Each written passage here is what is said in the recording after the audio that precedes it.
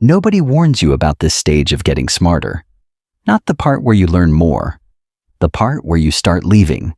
You stop replying as fast. You cancel plans you used to be excited for. You sit in a room full of people you've known for years and feel completely alone. And the strange part? You didn't decide to do this. It just happened. Here's the uncomfortable truth. Intelligent people don't disappear because something is wrong with them. They disappear because something finally became right. And by the end of this video, you'll understand the one reason that explains all the others, the reason almost nobody talks about. If you've pulled away from people lately, and you've been quietly wondering if you're becoming cold or broken or antisocial, stay for this one. Because what's actually happening to you has a name in psychology, and it's not what you think. We're going to go through 4 hidden shifts that happen inside a person's mind right before they start disappearing from everyone around them. Each one builds on the last, and the final one is the real reason. The one that explains why this disappearing is actually the opposite of what it looks like. They stop seeing people. They start reading them. You're in a conversation you've had 100 times before. Someone's laughing at their own joke a little too hard. Someone's asking how you're doing, but their eyes are already on their phone. Someone's congratulating you, and for the first time, you notice it doesn't quite land right. You didn't used to catch these things. Now you can't stop catching them. Psychologists call this a shift in social pattern recognition. And it's one of the most well-documented effects of increased self-awareness. The brain, once it starts noticing behavioral patterns, doesn't turn that ability off. It applies it everywhere. To your coworker, your old friend group, your own family dinner table. And here's the part that changes everything. Once you can see the pattern, you can't unsee it.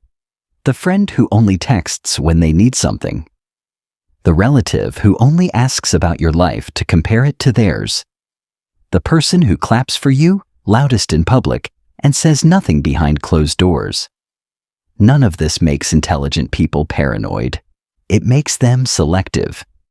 Because the moment you stop confusing attention with genuine connection, you stop being satisfied with people who only offer you the first one. This isn't the whole story, though, because noticing people differently is one thing. What happens next is what actually starts pulling intelligent people away, and it has nothing to do with judgment. The exhaustion nobody talks about. Here's something almost nobody says out loud. Being perceptive is tiring. While most people can sit through a 2-hour conversation and just enjoy it, a highly self-aware person is doing something different in the background. They're tracking tone shifts, cross-referencing what someone says against what they did last time, noticing the gap between someone's words and their body language. That's not paranoia. That's just what an active pattern-seeking mind does automatically. And it comes at a cost. Research on cognitive load shows that constant social analysis, even when it's subconscious, drains mental energy the same way physical exertion drains the body. So a party that should feel fun starts to feel like work. A group chat that should feel light starts to feel like noise. A quick catch-up starts to feel like an interrogation you didn't sign up for. This is why intelligent people don't avoid people because they dislike them. They avoid depletion. There's a difference between being antisocial and being protective of a limited resource, your attention. And once someone realizes their attention is the most valuable thing they own, they stop giving it away for free. But there's a deeper layer underneath the exhaustion, one that explains why intelligent people specifically stop taking things personally. And it changes the way they see every difficult person in their life. They stop taking it personally. Carl Jung once said something most people never sit with long enough to understand. Until a person makes the unconscious conscious, it will direct their life, and they'll call it fate. Translate that into plain English, and here's what it means. Most people aren't reacting to you. They're reacting to old fears, old wounds, and insecurities they've never looked at directly. The coworker who undermines your idea in the meeting? That's not about your idea. The friend who goes quiet the moment something good happens to you? That's not about you either. The relative who always needs to one-up your story? Same thing. Once someone can see that clearly, something shifts. They stop trying to win arguments with people who were never arguing about the actual topic. They stop trying to fix people who never asked to be fixed. They stop absorbing other people's insecurities as if they were personal insults.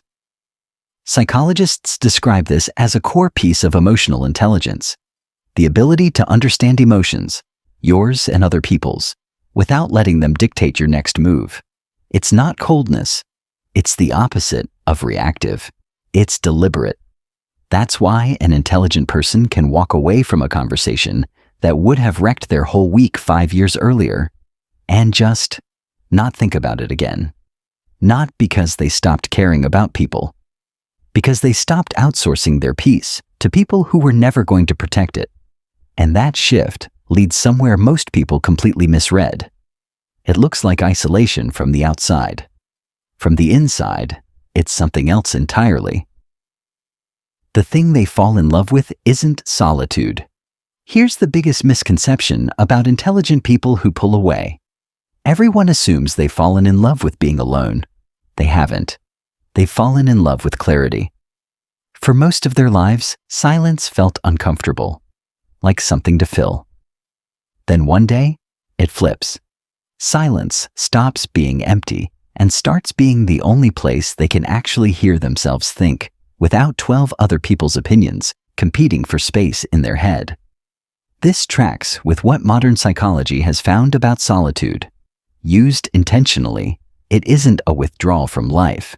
It's linked to sharper self-reflection, better emotional regulation, and clearer long-term decision-making. It's not hiding, it's recalibrating. So while everyone else is refreshing their notifications, chasing the next event, the next group chat, the next thing to react to, this person is somewhere quieter, reading something, thinking something through, actually listening to what they want instead of what's expected of them. They stop needing a room full of people to validate that they matter. And that single change rewires the entire question they've been asking their whole life. It used to be, how do I fit in here? Now it's, does this life actually look like me? Once that question exists, you cannot go back to pretending it doesn't. And that's exactly where the real answer to this whole video has been hiding. The one that ties it all together. Here's the truth nobody tells you. Intelligent people don't disappear overnight. It only looks that way from the outside. In reality, it happens in 100 small decisions, stretched out over months, sometimes years. One day they stop replying to a group chat that never asks how they're doing. One week, they skip an event they used to force themselves to attend. One conversation they simply don't have, because they already know how it ends.